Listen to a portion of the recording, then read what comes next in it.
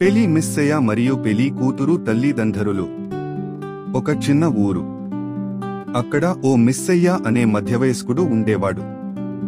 అతను పెళ్లి సంబంధాలు కల్పించే ముత్యాల ముగ్గు. ఊరిలో ఎవరైనా పెళ్లి సంబంధం చేస్తుంటే మిస్సయ్య కాస్త మధ్యవర్తిత్వం చేసి అదనపు పైసలు సంపాదించేవాడు. ఒకరోజు మిస్సయ్య దగ్గరకు కృష్ణయ్య అనే వ్యక్తి వచ్చాడు. అతని కొడుకుకి మంచివాడైన పిల్లను చూడమని అడిగాడు. మిస్సయ్య, అబ్బా, ఇది నా పనిలా ఎవరికి ఉంటుంది అని చకచకా ఓ తల్లిదండ్రుల వద్దకు వెళ్లి వారి కూతురి సంబంధం మాట్లాడాడు. మొదటి సమావేశం నాటితోనే అందరూ ఒప్పుకున్నారు.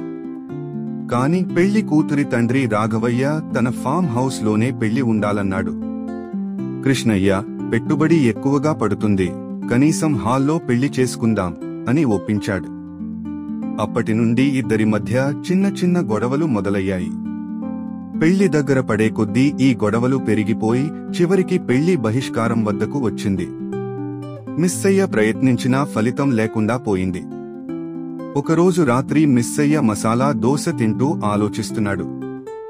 అతని కొడుకు రామ్ మాట్లాడుతూ, నాన్నా, అందరూ గొడవపడే లోపు కూతురు పెళ్లికొడుకు ఎవరూ ఓకే అనలేదు కదా, వాళ్లను కలిసి మాట్లాడితే అర్థమవుతుందేమో. మిస్సయ్య వెంటనే ఆ ప్లాన్ అమలు చేశాడు. పెళ్లి కొడుకును వెళ్లి కలిశాడు. అతను చెప్పాడు, నాన్న, గొడవ వల్ల కాస్త తొందరగా పనైపోతే బావుండేది. మరోవైపు కూతురికి దగ్గరగా వెళ్లి, నీకు పెళ్లి కొడుకు నచ్చుతాడా అని అడిగాడు. కూతురు జవాబు సింపుల్, నచ్చితేనే కదా మా నాన్న ఇన్ని రోజులు పిచ్చి పనులు చేస్తున్నారు. మిస్సయ్య లేచి పొరుగు పంట పొలాల్లో ఉన్న పెద్ద చాపలాట మైదానంలో జంటను కల్పించి పెళ్లి సాలిడ్ గా పూర్తి చేశాడు. చివరికి పెద్దలు పచ్చ కప్ప తినేంతలో కలిసిపోయారు. మిస్సయ్య ఈ ఇష్యూలో వచ్చిన డబ్బు లెక్క పెట్టుకుంటూ, ఇదంతా నా నెమలికన్ను చలనం వల్లనే అని నవ్వుతూ ఊరేగాడు.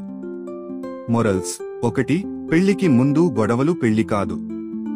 2. మిస్సయ్యల్ని నమ్మితే పెళ్లి పట్టు తప్పదు. Please do subscribe our channel and please like, share, comment.